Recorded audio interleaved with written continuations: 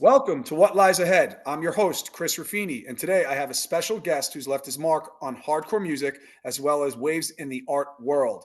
Mike Gallo, bassist for the legendary New York hardcore band Agnostic Front for nearly 25 years, joins me to talk about his journey in the scene, his experiences with one of the most influential bands in the hardcore history, and how he channeled that same energy into his artwork with Gallo Originals. Mike, what's up, man? Thanks for coming on. What's up, Chris?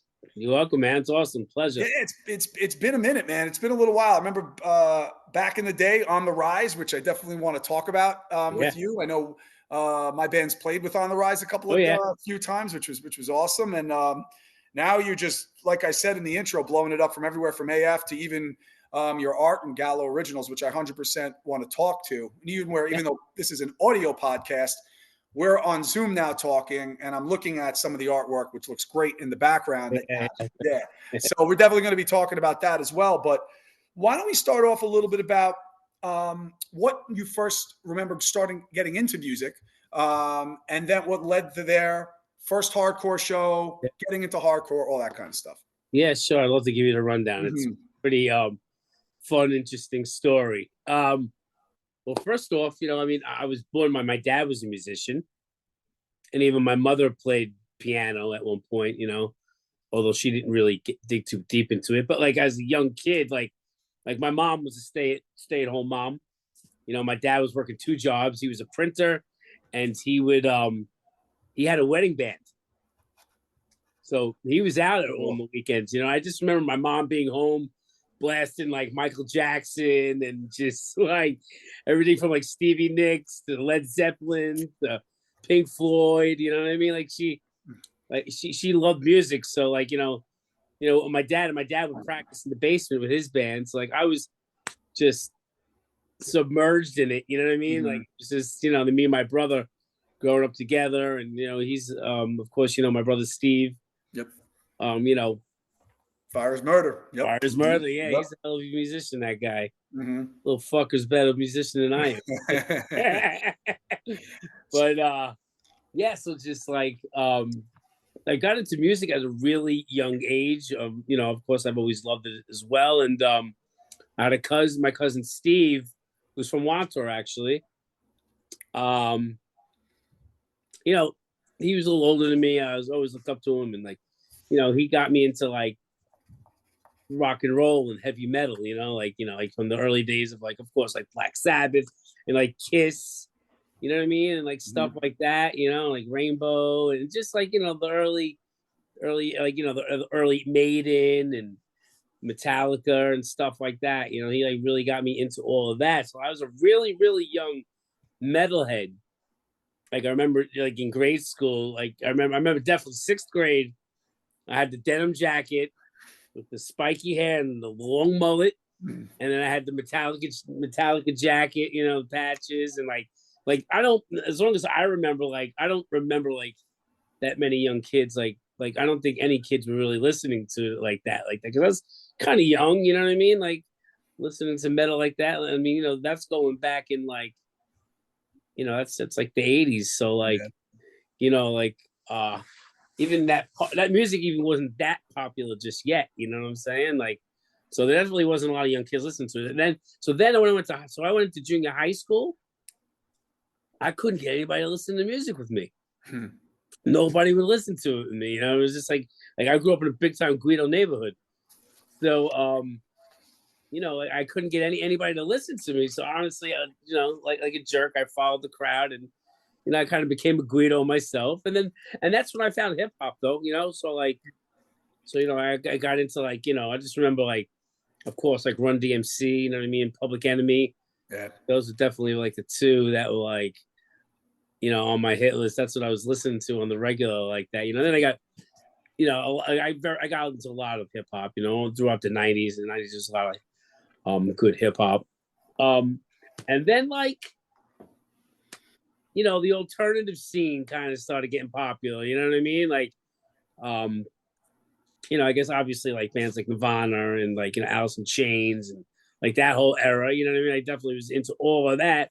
And then a friend of mine had moved from Staten Island in my neighborhood, and like wound up working with a friend of mine, and he started coming around, and he was like, "Oh, you like some music and stuff?" He's like, "Ever listen to hardcore?" And I was like, "Nah, not really, man. You know." I was like, "I never really heard of it." So like, he started playing me bands like Agnostic Front, Murphy's Law, Underdog, and all that. You know, Killing Time, and all the classics, right? all the stuff like that. You know, and around that time, like the post-hardcore thing kind of started happening, like with Quicksand and you know, Into Another and Orange 9mm, and like all of those bands were kind of starting to come around too. So that's around the time when I started getting into hardcore. It was definitely like 94, but my first show was actually 95, Murphy's Law, which actually changed my fucking life forever.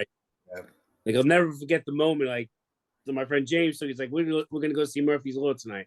And I was like, all right, because honestly, he was playing me some of the music, and I was kind of like, it's all right, you know. I didn't hate it, but I was just kind of like, I didn't quite get it, you know. And he's like, you got to come to a show with me. He's like, you know, he goes, it'll change your mind. Trust me. He's like, you know, he's like, this is definitely live music. And I was like, all right, cool. You know, I mean, at the time I was like, I don't know, like 17 years old, 17, 18 years old. And I was like, yeah, going to the city, shows at the Wetlands. Who else was on that bill? It was Murphy's Law. I believe JFA canceled. I had the ticket somewhere. I forget. But all I know is I'll never forget. There's one moment I'm watching Murphy's Law, and I'm saying to myself, I mean, I was just, I think when we first got into the show, I think like I immediately like came into the pit and was just like kind of like embracing. And I was like, oh, this is fucking awesome. It's a lot of fun, you know. A lot of, you know, stage diving, and what the funnest band in the world, Murphy's Law. You know what I mean? Like, so I was just having the time of my life, and I just never forget. There's the one moment where I was tired, so I think I must have went to the bar, got a drink, and came back, and I was watching the show, and I was just like, how the fuck in the world? I've never seen this before. It was like, this is like the fucking most incredible thing ever. And I was just like, this is what I've been missing in life, man. I was like, this is it. I'm like, wow. I'm like, this is fucking the coolest thing I've ever seen in my fucking life. I was like, this is like, it really just fucking grabbed me. And was just like, and just from that day on, like, I just fucking like that. I just dove so deep into the scene, and I was at, you know, 3 shows a week, and just like, every weekend, right? Every weekend. It was like 2-3 shows. It was great. It was amazing. And I just, you know, I loved it so fucking much. I really just loved it so much. And like, you know, and then, you know, me and my brother started the band. We started on the Rise. And we recorded something. It sounded horrible. It was a demo. I don't forget which one it was. I don't remember. I think it might have been the one with the Statue of Liberty on it. I think it might have been that one. Like a demo we did. And it just, I don't know. I forget even where we recorded. It would sound horrible.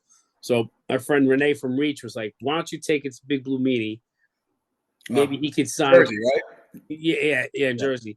He's like, well, maybe you could. That's where AF used to do all their records. He goes, why don't you see if he could sonically like master it? Maybe it'll sound a little bit better, you know? He goes, he got me a date in there. We went down there. He got a kick out of us. We had a good time. We were bullshitting. And he's like, you know what?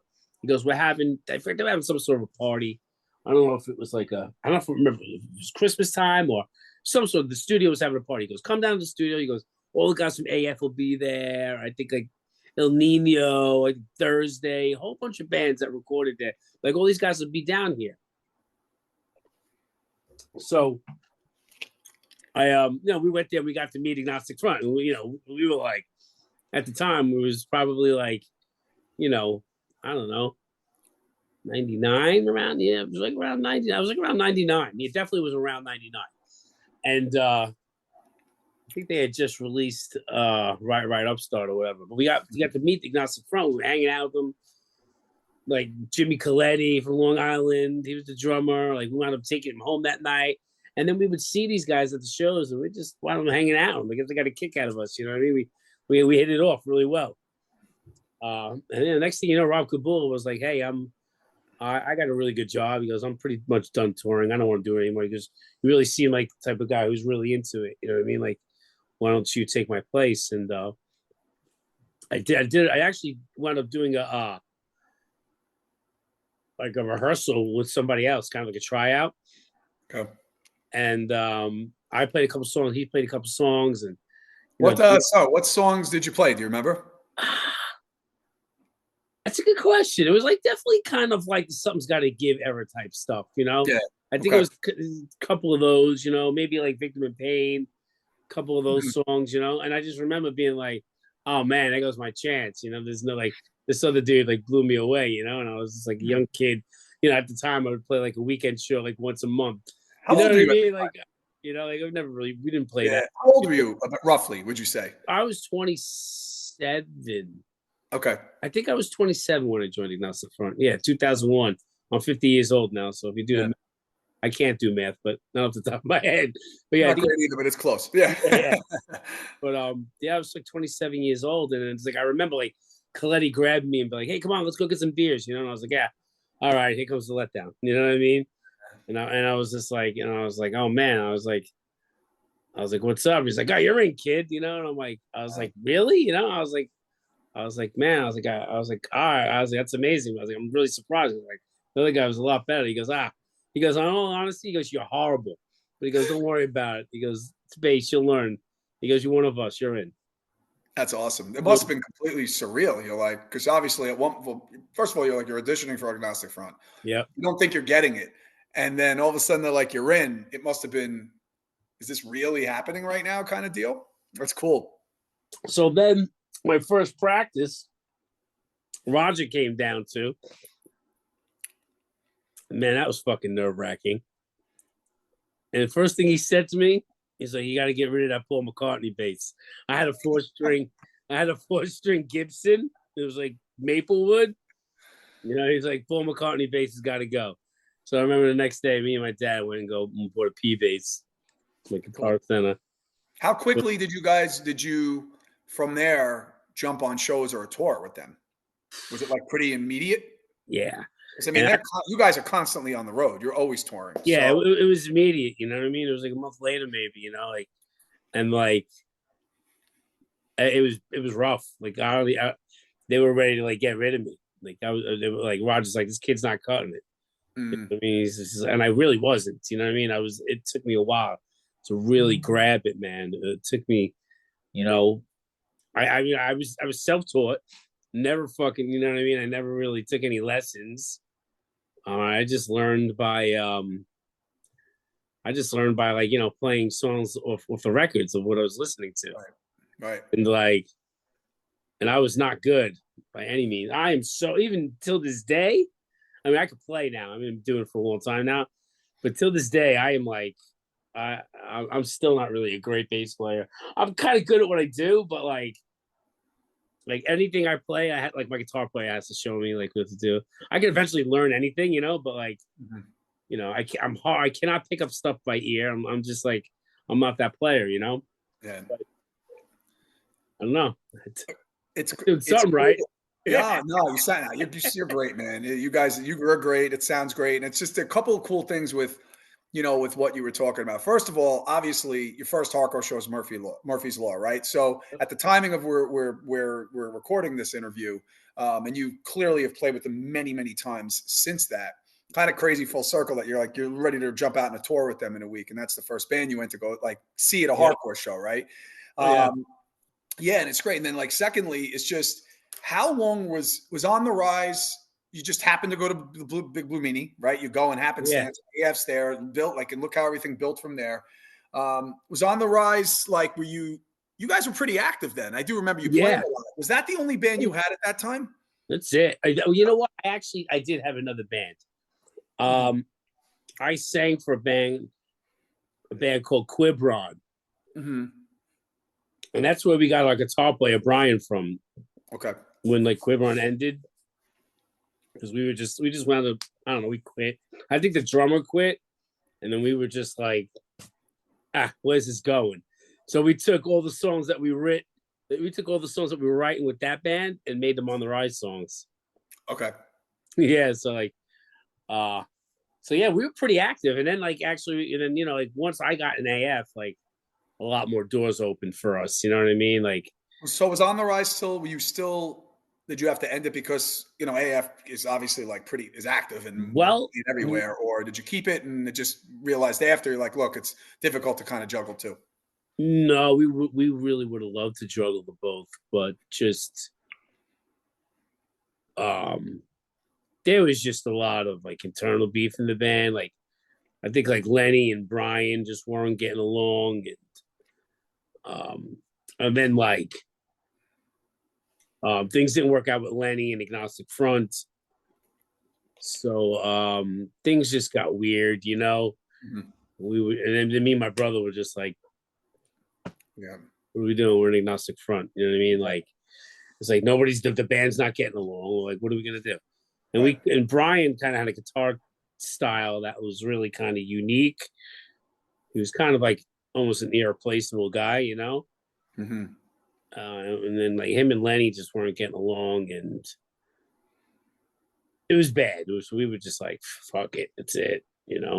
And that's the reason why we'll never do another reunion because Because of that. Brian Still. Yeah. Brian passed away, Yeah. and then I haven't spoken to Lenny in like 20 years.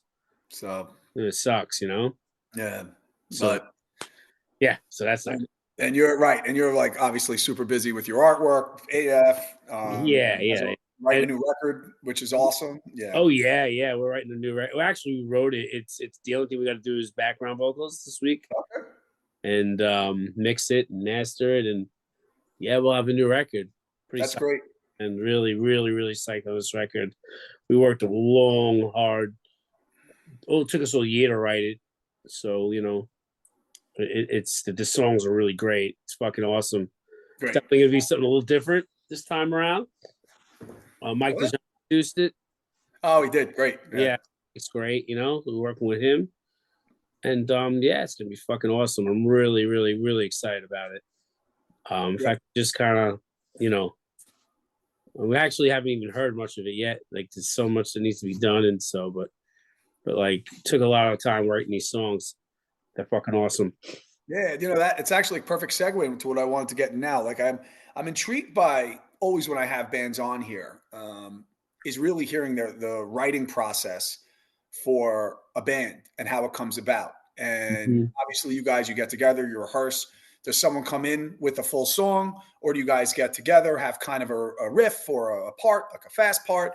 Because what's cool with you, you've done a lot of albums with AF since 2000, 2001, right? Maybe five, 4 to 5, give or take, maybe 6. And, you know, you have these straight up hardcore songs, oi songs, sing along songs, you have heavy songs, fast, old school punk songs. So there's all these kind of different styles blended into one, which is great. So when you guys Yeah, are writing material, is the idea come in like, let's do more of a faster, or it's just, well, let's do heavier, let's do more melodic, because you guys have some melodic stuff yeah, going on. That's yeah. great. Or it's just like what comes out, and then you guys just write, and then Roger puts his lyrics over it. So how does that work?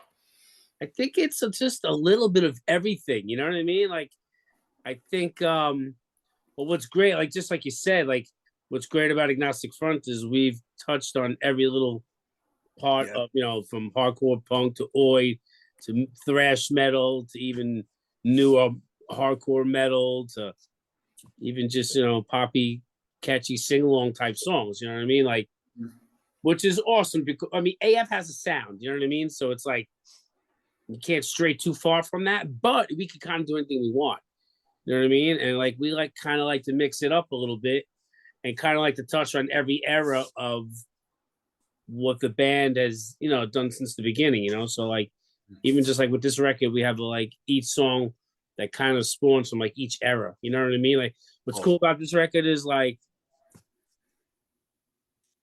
it has like a little bit of everything. There's like a fast old school Victim of Pain type song, and then there's like a slow kind of like with time, like that slow one on Victim of Pain. And then there's like and then there's stuff that sounds like it could be on One Voice. There's stuff that sounds like it could be on like Liberty and Justice, you know. And it's just like we kind of just like put together what we put together, and it took a little time to kind of get it going on this time because at first we were writing some stuff, and Roger was like, I don't know. So then, you know, it just kind of all fell together, you know. But like a lot of times when I write songs, I don't really just write the music. A lot of times I write music with some sort of something in my head that like I want to sing about, and like, you know, if I'm like, oh, this riff, this, you know, this flows good over this, and then Roger will take it and be like, I don't like this, I don't like that, but I like that, so I like that. And then he puts his thing on it, and puts his style on it. Or then sometimes he'll do lyrics for a song. And, a lot of times, like, it's pretty much me and him doing most of like the music, like most of like the melodies and like with the song content, And it's a lot of cool things. It's like what was really awesome. Roger just released his book a couple of years ago. And so even from this, the last record, and even on this record, like sometimes I would go through his book and kind of be like, oh, Raj, why don't we like write a song about this topic? You know what I mean? Like, or this story, you know what I mean? That's what we did with that, and then we just worked together and just, write songs about it, So a lot of these songs are definitely, especially, a lot of these songs are definitely, a lot about his life, you know what I mean? Because he's the one singing about it. And it was good for content.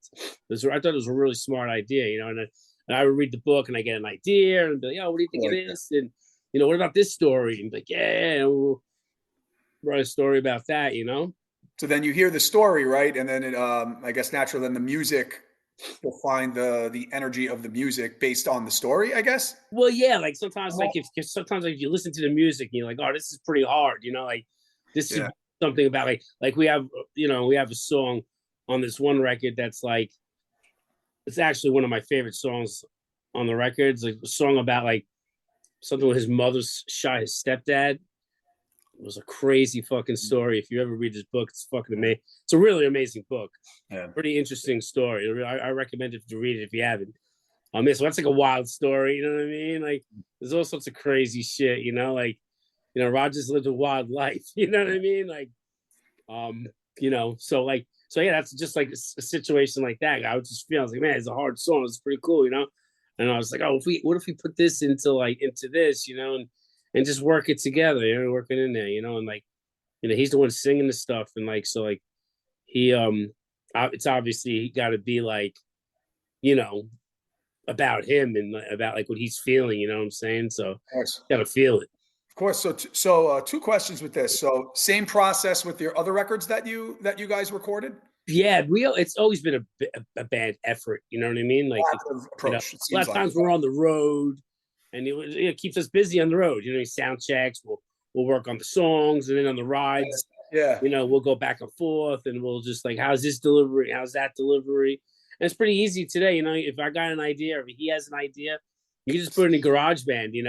You record. It's crazy, right? A lot of times at sound check, we'll just get iPhone recordings, and just we'll record off the iPhone, dump it in the computer, and then you just start working vocal ideas over there, like, and Roger's like, oh, I got a good idea like this, He goes, I'm gonna go backstage and do vocals on this, and just like, and just tweak it from there. And that's like pretty much the process, how it goes. Like if Craig, it works. Sounds like it works. Yeah, and it's working. And it works. You guys are making great music. So were there any songs? Well, you're kind of finalizing it, so you're not sure. Were there any songs that you wrote that you're like, maybe we'll hold on to this one for another time that didn't make it? It's kind of hard to say because we don't know yet. You're still in the process, right? We're still, it's still not done yet. We don't really know that yet. We got to hear what song pops off. Like a lot of times you hear something, the mix makes it sound a lot better. But I think we recorded like 14 or 15 songs. Okay. When do you hope to have it come out? I'm hoping it'll come out no later than the fall. Okay. So this year at least, hopefully. Yeah. No, it'll definitely come out this year. I don't see why not. It's pretty much done. We got to pretty much just mix it, master it, and get the artwork, and then that's pretty much it. They'll just, How do you guys structure your album track list? Like every album's different, do you look at it as a story in terms of some of the lyrics that you were describing and you were looking at Roger's book and the things they write about? Or is it also a combo of the energy of the song? Like what opens, what ends? Do you look at it as a set list? Like how does that kind of work? Because right now you sound like you're basically in that right now with this new album. Yeah. Yeah, it's kind of hard to track list, Roger usually always is really pretty good at that. He's really, it's usually it's his band, so I'd say he obviously gets to say. But you know, he's always like, you know, what do you guys think? You know, how do you feel? And then I listen to it, and I'm like, you know, we always kind of try to take it as like side A is side B, which is a good way to mix it up. You know what I mean? Because like, you know, you got the first like 6 songs. Let's say it's a 14 album, you know, record, and you know, you say, all right, you take the first 6, then you go 7 to 14. You definitely always want to open up like side B with a strong song as well too. You know, that's kind of a good way. The way we kind of tweak it like that. You know, I guess like, you know, 3 through 5 is definitely got to be like one of the big ones. You know, but you know, it's just like what's pretty cool is like a lot of our music. You know, we got a lot of fast stuff, a lot of mid tempo, a lot of slow stuff. So like, it's kind of like what moves. Like I definitely know there's definitely a couple songs that I think would definitely go good after one. Like I know there's one that's like real catchy one. Like I would imagine like the real old school flat fast blast beat one would go good like right after that. You know, like you get like a nice catchy one and bang smash them with like a insane blast beat one. You know, like imagining that would probably sound good, but at this point, you know, it's kind of hard to say yet, you know, because like I said, we haven't even heard it finish yet. So, right, and like you said, but a lot of it's if it's feel, oh yeah, and how you do think of those things, and when you're putting them right. together. So the next piece is you're ready to go head out with Murphy's Law in a little bit, couple of weeks. But by the time this comes out, you'll be kind of at the tail end of it, and you'll be hitting Long Island and some of the eastern part of the tour. But how do you? So you're doing this now, or you kind of have an idea of it? So for your set list and how that comes together. And I have a couple of other questions for you about, you know, your feelings on some of the set list, but how that goes together and how you structure it. Now, it also depends on the tour. You guys could be going out on tours, and you've done this before where you're playing a full album. So that obviously it's pretty set what the set list will be.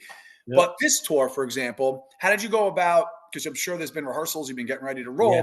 How have you been structuring your set list for this tour? And are you throwing any new songs in there?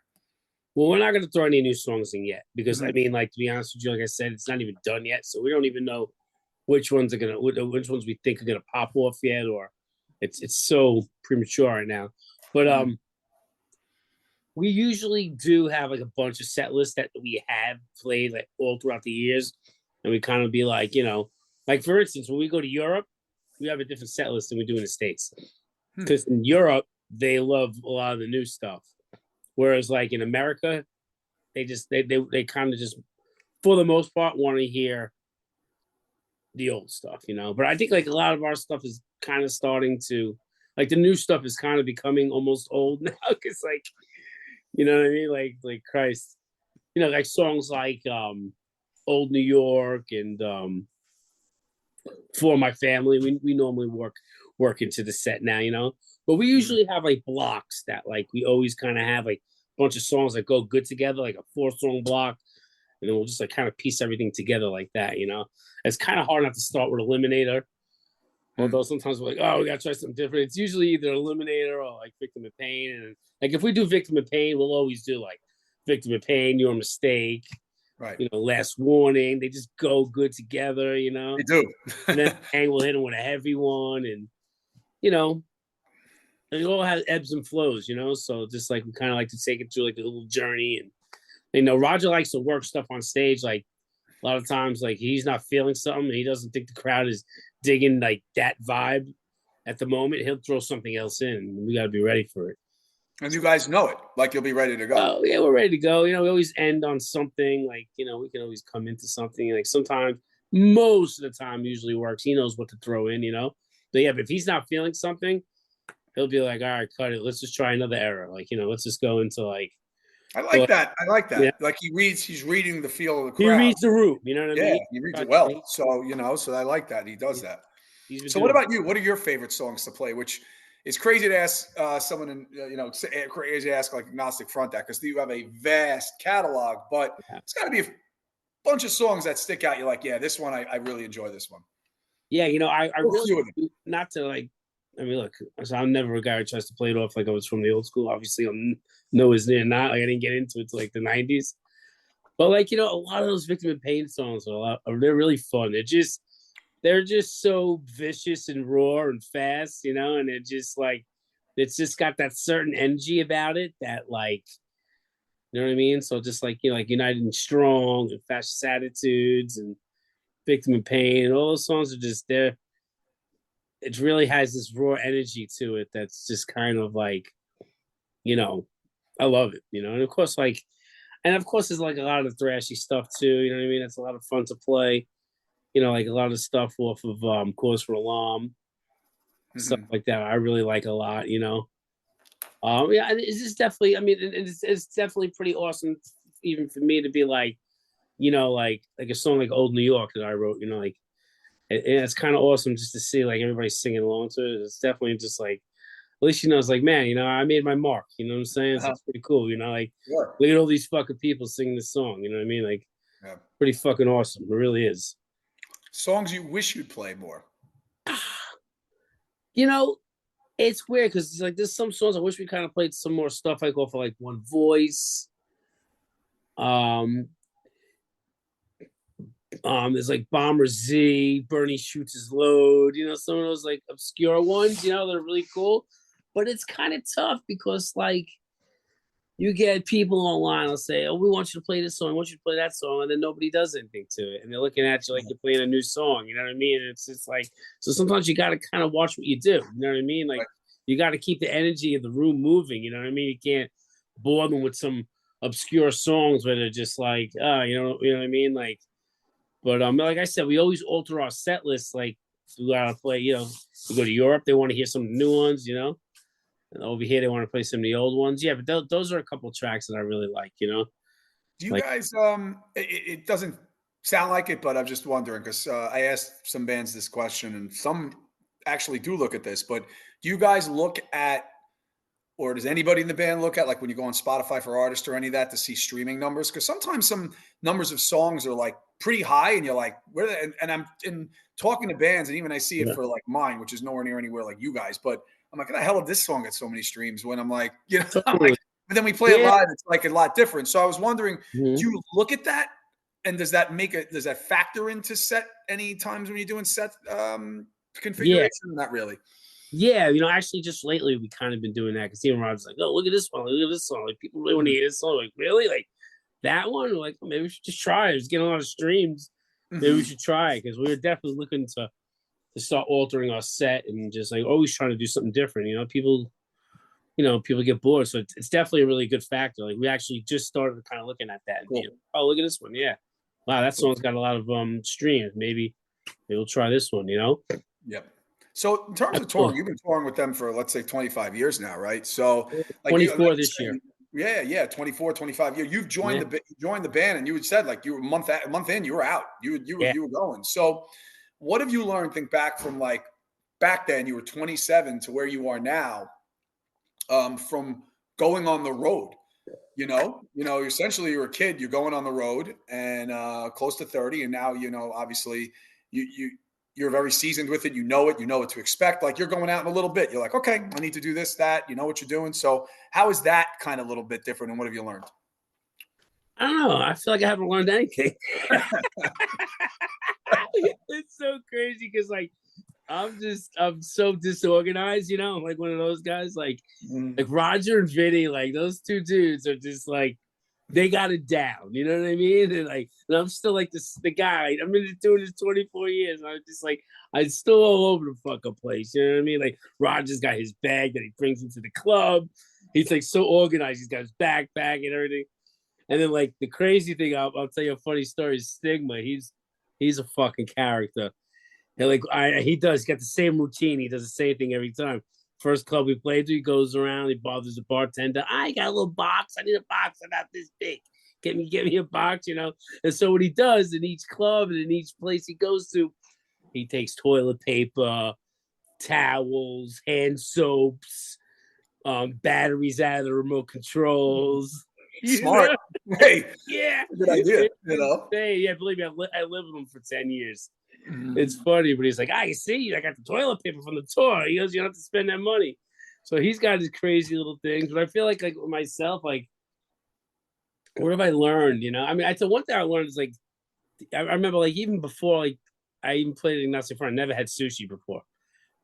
So like I've opened up to like more food and stuff like that. And that's definitely a really cool thing about being on the road and just eating different foods, and then really even like just talking with so many different people. You know what I mean? Like I think it's like makes me a little more open-minded, and just like the reality of it is I see what's going on in the world, all over the world, while everybody on their little computer in their home. No, I'm not making fun of them or dissing anybody, you know what I mean? But like I travel the world for a living.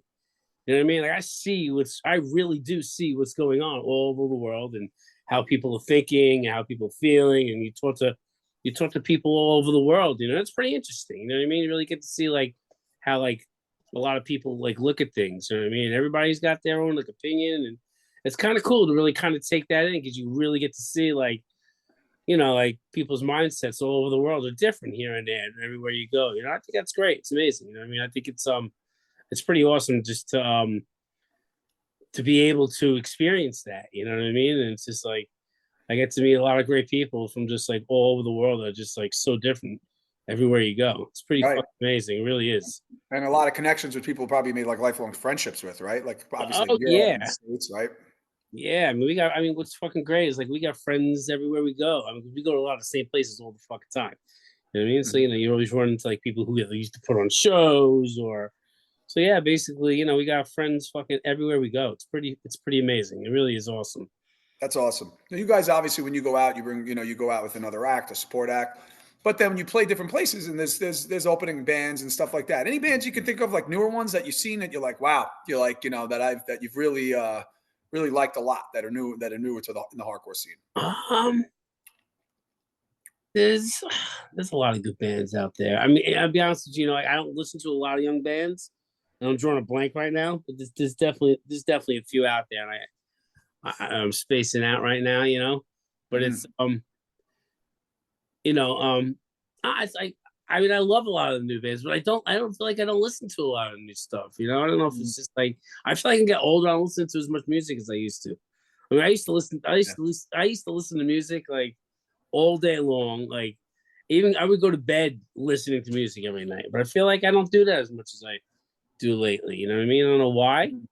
I mean, I still do. Don't get me wrong, but it's just I feel like I don't listen to as much music as I used to, Like it especially was. right now at this point. Especially when like writing a new record, like I try You're not. To, all in on that. yeah, I try not to listen to anything else. Yeah, that's good. Yeah. I don't want to like somehow get influenced by something, and something gets popped in your head, and you're like, oh, oh, I didn't realize, oh, that's that. You know what I mean? Because I've done that before.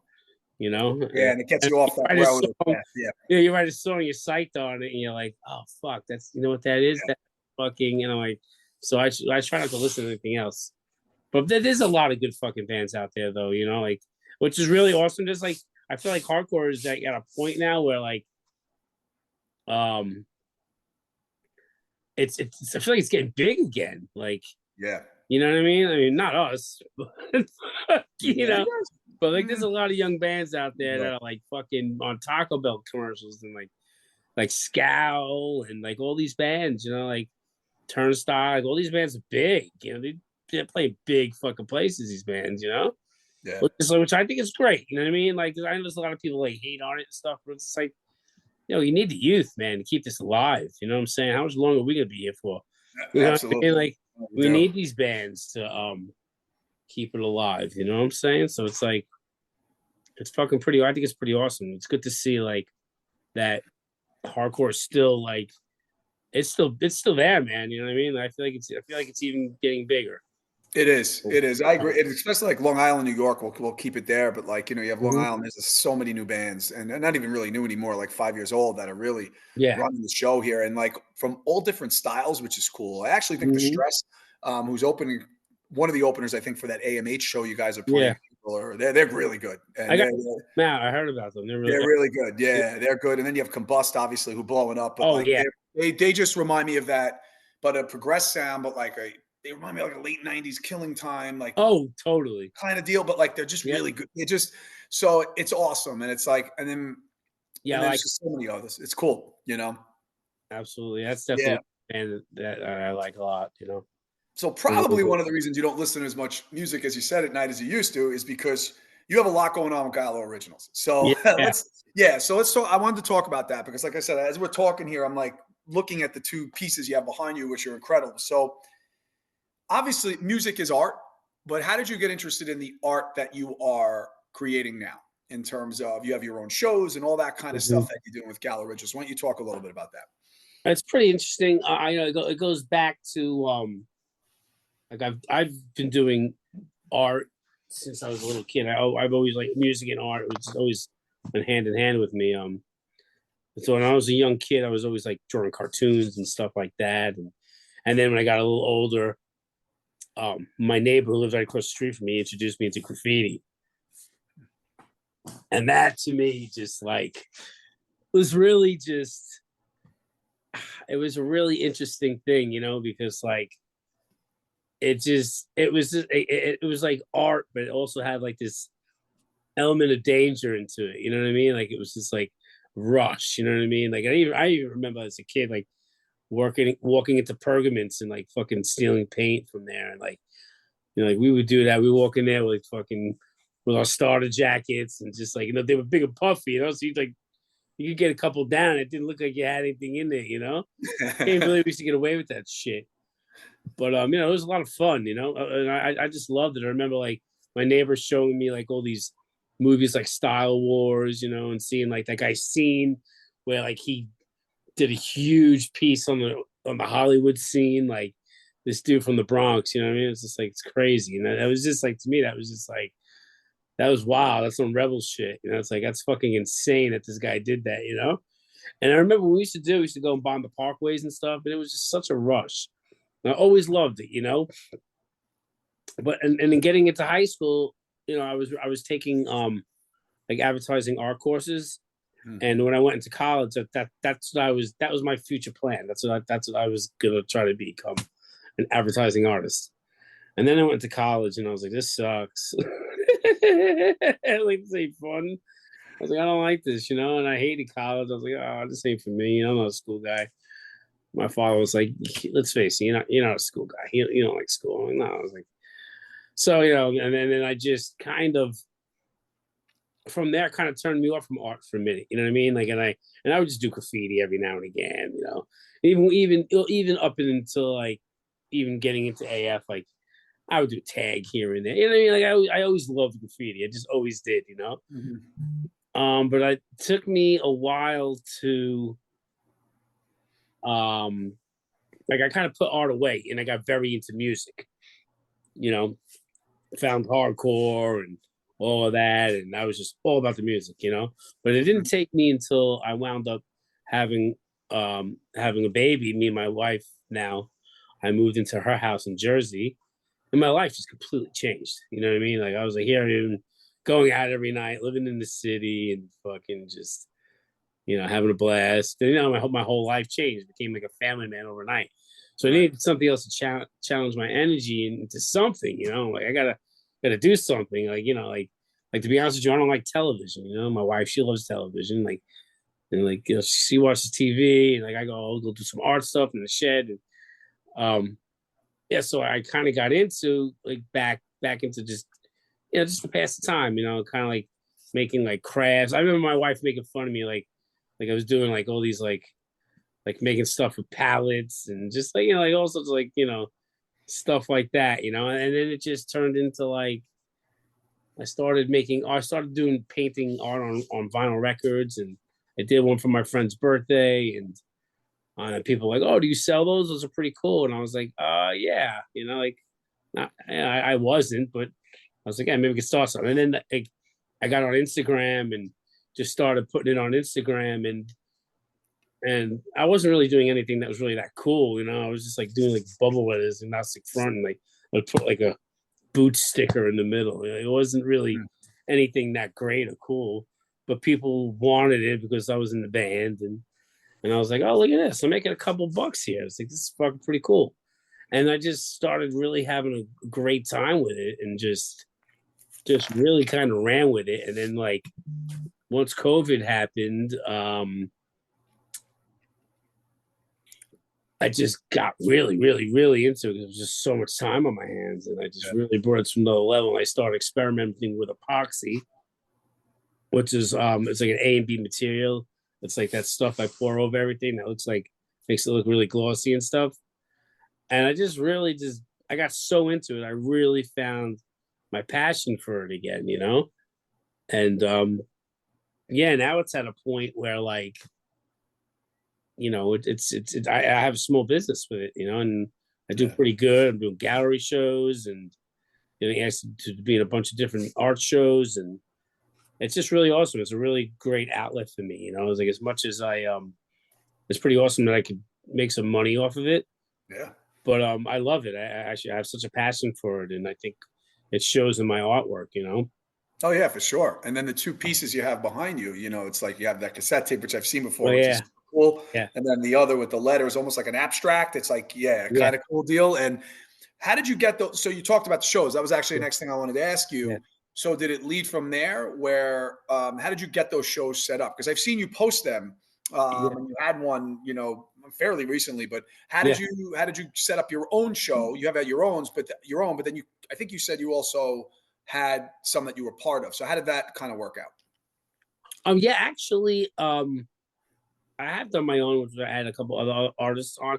But the last gallery show, somebody contacted me. A Cool. friend of mine that I used to hang out with out Long Island. His sister opened up an art gallery, and she was like, "Hey, you might like Gallo stuff, you know."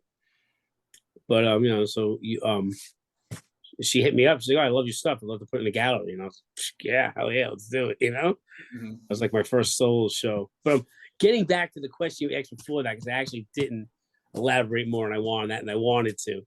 But like, well, you say like how I came about my art style and stuff is just like I just pretty much took everything that I was influenced in my life. Like I collaborate, like yeah, I do music, graffiti, pop art, and just like I just kind of like I Original. don't know, threw it in a blender and kind of like that's what kind of like came out of it. It's just like from everything that like because like when I make art, like the thing is like I have to completely I have to stare at it, look at it, want to like it's got to be eye popping to me. You know what I mean? Like because it's just like I respect all artists, but like you know there's just some artists they draw fruit and they do trees and like yeah and look I respect it. And a lot of these people a million times better artists than I am any day. But that's boring to me. You know what I mean? I need something fun, something that like, you know, when I was a kid, I loved driving on the parkways and seeing graffiti on the side, you know, seeing all stuff like that. But yet I Yep. also like a little bit of abstract. I like a little bit of, you know, pop art and, you know, and then they throw the music in the mix. And next thing you know, I found the epoxy stuff and I started incorporating that.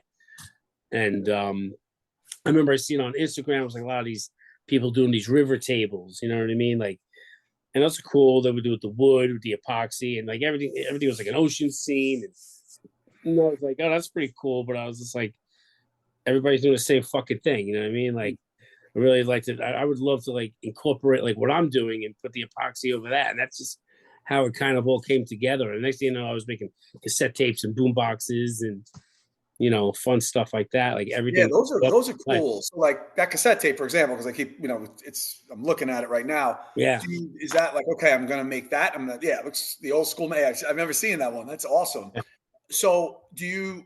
All right, I'm gonna create that. Like is that, or you just have the canvas down, you're doing what you're doing, and it just kind of happens, or you kind of know that's what I'm gonna do with this particular piece you're working on. I'd say a little bit of both. You know what I mean? Like sometimes you make some mistakes and you're like, fucking like, oh, actually looks really cool, you know? Uh, But like I do always kind of have like some sort of something in my head. And then sometimes there's times will turn out the way you want it to. And sometimes it turns out not like, oh shit, this sucks. You know what I mean? There's a lot of times you make stuff, you know?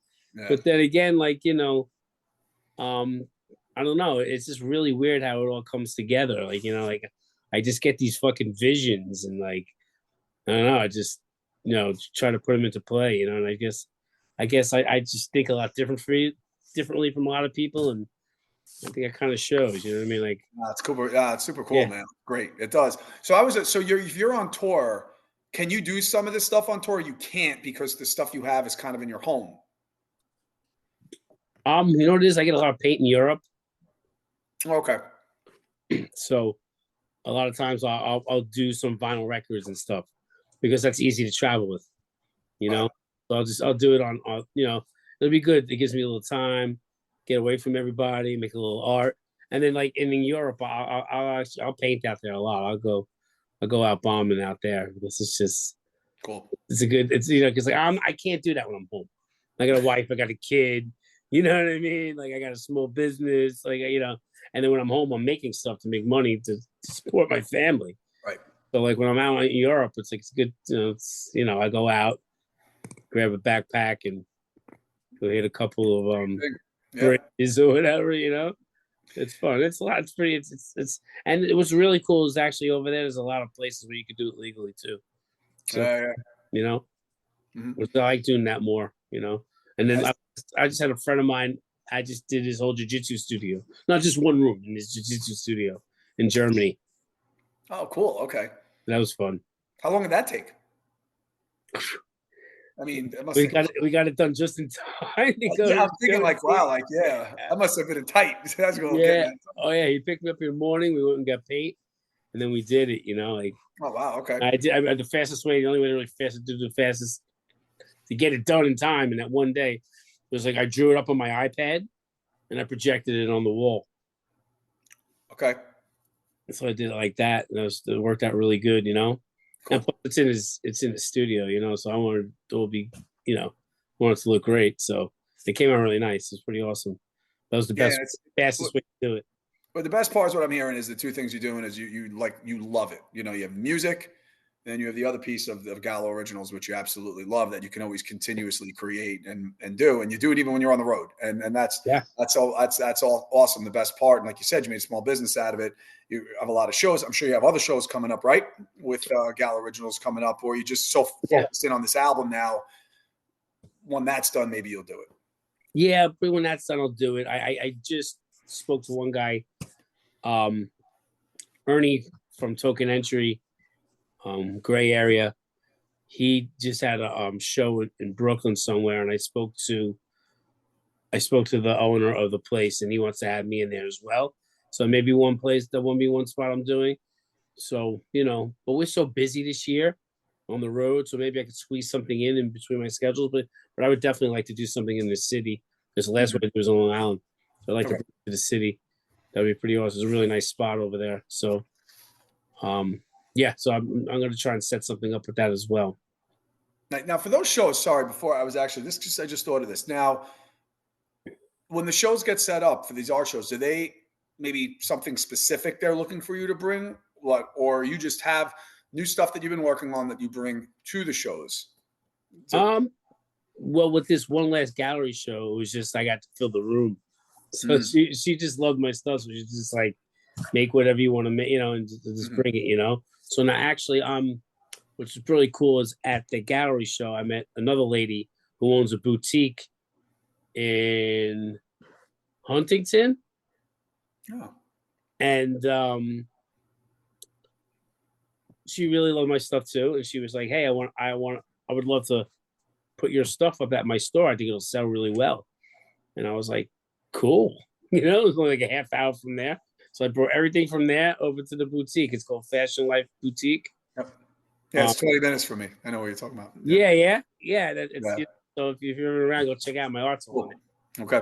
So she was like, you know, but there was like stuff that she didn't want me to put in there. Like she was like, I don't think that like my crowd likes like the horror type stuff. I had like Frankenstein, and she's like, and the Joker's like, she didn't want that, but she's like, I think everything else will sell. Okay. So I was like, all right, so yeah, so you know, so she wanted a certain thing in there, which is cool, and it was like, it was perfect, you know. Instead of sitting collecting dust in my basement, you know, people who walk through that town can see it, you know, and then I'm selling it there, and it's pretty awesome. Yeah, that's awesome, man.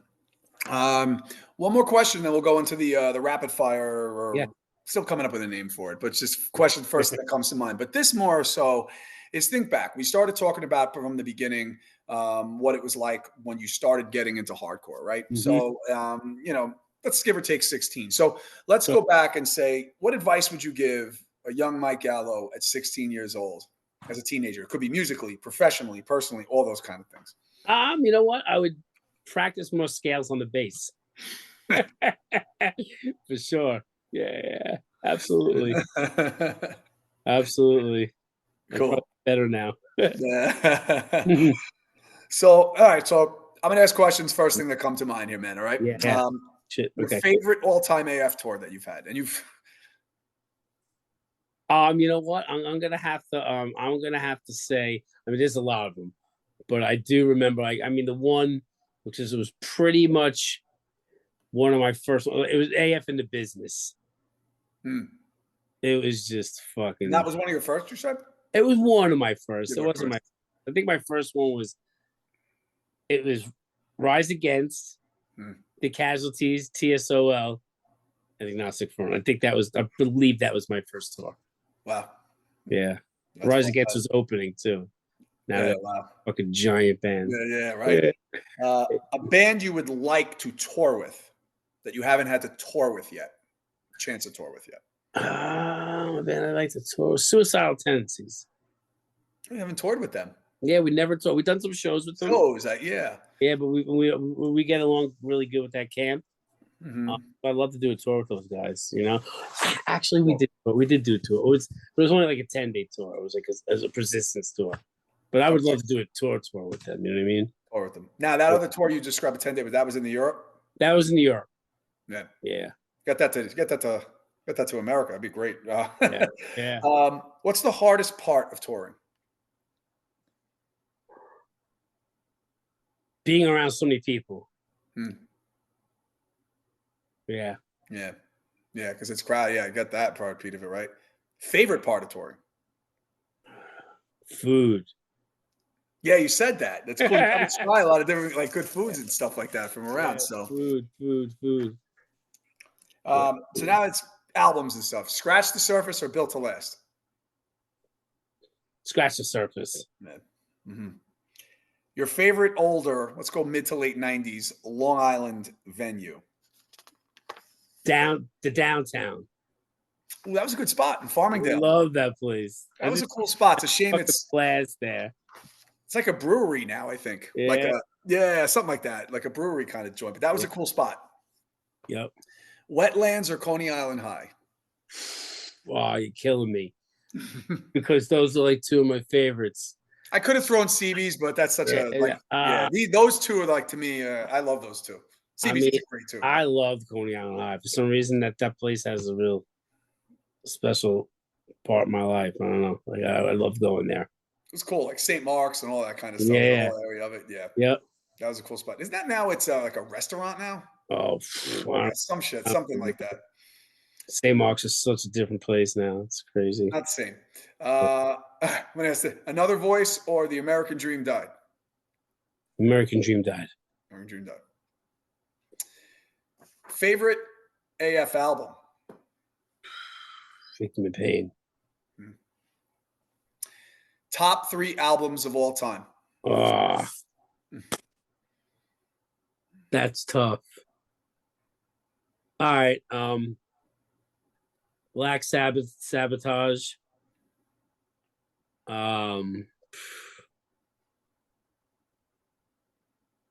Metallica, Kill 'Em All. Mm. Oh, Jesus.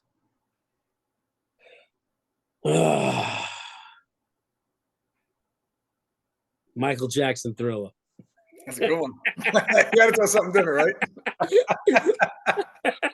It's a classic. Yeah. I don't know. I don't even know where I came from. I listened to it the other day and I was like, wow, this is a fucking great record. That's it. It is. It's funny. My family and I, we go to Aruba all the time. We just got back a week ago, and they play him like as if it's 1983. Like that. It's just all over the place, everywhere you go. But if you probably asked me like to really think about it, I would probably give you 3 totally different records. When this comes out and you're listening to it on the road, you're like, what did I say that? Yeah. But you went back to your metal roots. You did. Yeah. What did you listen to last? Our new record. Yeah. Okay. Yeah. So yeah. Well, if that Michael Jackson, Thriller. So my next question, I think you answered. I was going to ask a band you like or an artist that may surprise people, but yeah.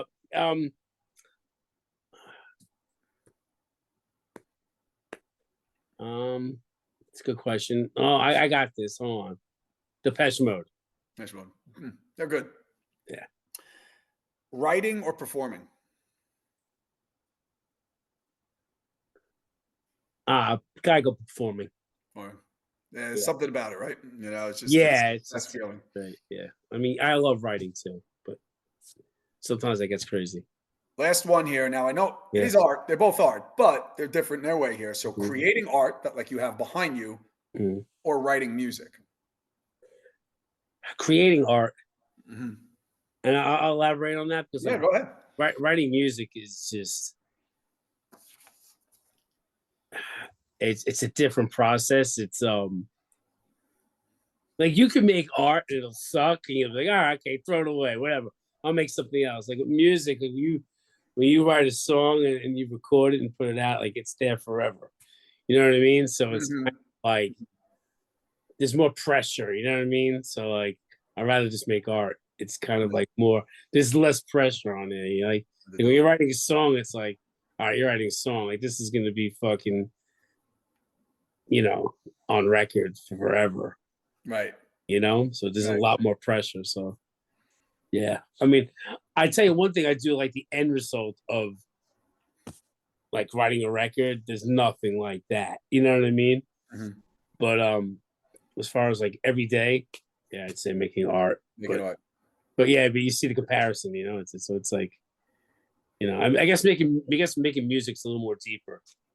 It leaves more of a statement, leaves more, leaves more of a dent.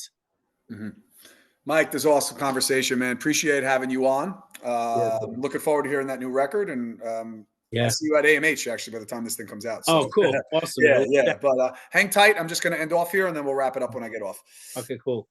Thank you for listening to the What Lies Ahead podcast, which is available on all streaming platforms. Go save the What Lies Ahead podcast playlist on Spotify that features all bands that were on the show. For more information on future episodes, you can go to my Instagram account and follow What Lies Ahead _podcast, and on Facebook by searching What Lies Ahead podcast. See you on the next episode.